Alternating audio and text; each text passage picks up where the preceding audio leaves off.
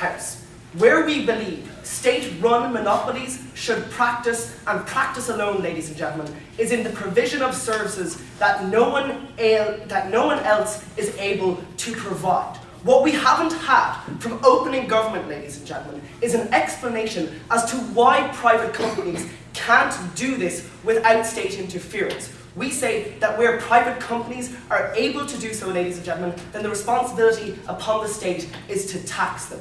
In points of rebuttal, ladies and gentlemen, let's actually look at what they gave us. Because they had this big, huge, meandering complaint that the governments of the third world have failed their people. Yet we don't see this precluding their ability to renegotiate those contracts, ladies and gentlemen, to get a fairer deal for those people. We say if they can't tax those companies that are already there, ladies and gentlemen, then how on earth are they going to be able to follow First Plot's model of taking these resources, maintaining and running them where private companies already operate? So we want them to answer that question, ladies and gentlemen. We also say, ladies and gentlemen, that changing the concessions and changing the renegotiation status also provides benefits, in that you have all the benefits accrued from tax and the profiteering purposes that the companies engage in, ladies and gentlemen, directly flowing back into the coffers of the state, without any of the responsibility attached to the state to engineer that, ladies and gentlemen, which we also say is a good thing.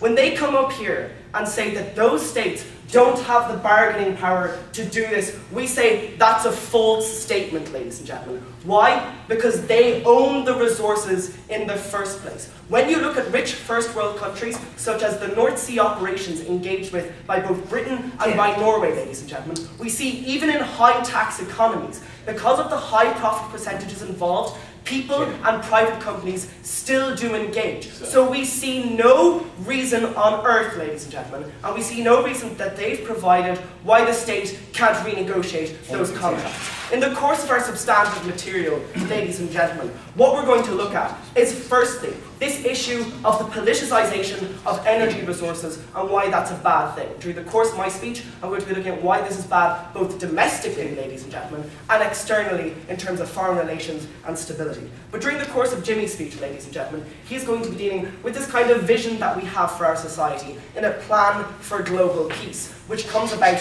through interdependence, ladies and gentlemen, and not the stifling of relations that we've had from this side of the house. So let's look at the first point. We believe the politicization of energy resources is a very bad thing on the part of the state, ladies and gentlemen. Because domestically, we really don't believe that developing world nations, ladies and gentlemen, actually have the ability therein to engage in these sort of practices, ladies and gentlemen. When you look at examples from around the world of where the state engages in monopolizing energy resources, then you find issues of malpractice. In China, ladies and gentlemen, it is in Chinese mining companies where you find the collapse of mining structures, ladies and gentlemen. So we ask, where is your accountability there? Prior to the privatization, ladies and gentlemen, of oil companies in Nigeria, under state-run military dictatorships of these companies, ladies and gentlemen, we had oil pipelines exploding. So we say, where is your accountability there?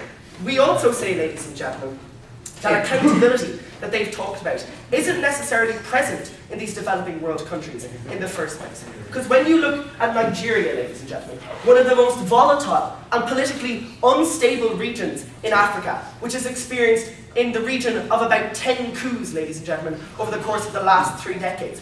We don't see that necessary level of stability there for them to engage in this sort of practice to actually benefit their own countries. We also say, ladies and gentlemen, where lots of resources are available to a state which doesn't have the necessary levels of political instability, then what you engender is a populist form of democracy, ladies and gentlemen. You engender in spending money in order to rig elections and to gain votes without dealing with any sort of true democratic principles. So we see on this point, ladies and gentlemen, that what they don't bring is any sort of stability to the debate. What we do believe, ladies and gentlemen, no thank you guys, is private ownership is far more able to provide the things that the state is unable to do.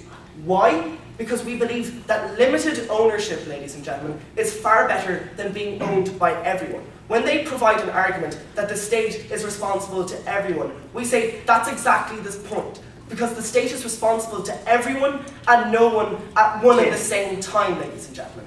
Private limited companies, because of the fact of the existence of stock shareholders, ladies and gentlemen, means that they have to operate on a profiteering basis. We say the best way to ensure both the benefits to the state, ladies and gentlemen, in terms of income and tax, but also safety for the citizens involved, are coupled best with private enterprise. Because when you have profiteering motives coupled with state regulation, then that is the best system that you are able to arrive at when you're talking about natural resources. I'll take you, sir. Tim, if you steal my car, should you be allowed to drive it because you are a better driver than I am?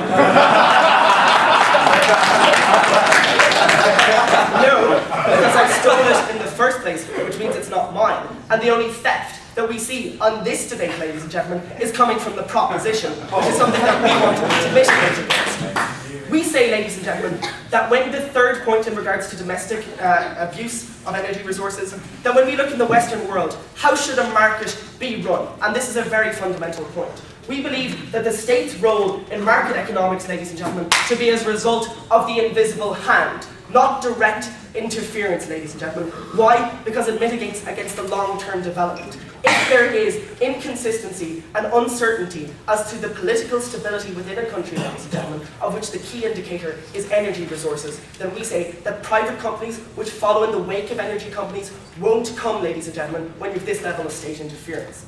On the political level, we say that the politicization of energy resources actually creates strife in the developing world countries that they wish it wouldn't. We say because, one, countries that have this level of power, ladies and gentlemen, aren't afraid to use it. When you look at Russia's engagement with Ukraine, ladies and gentlemen, when it controls, you're out of time, sir, when it controls 50% of the gas resources going to Europe, ladies and gentlemen, and 30% of the oil.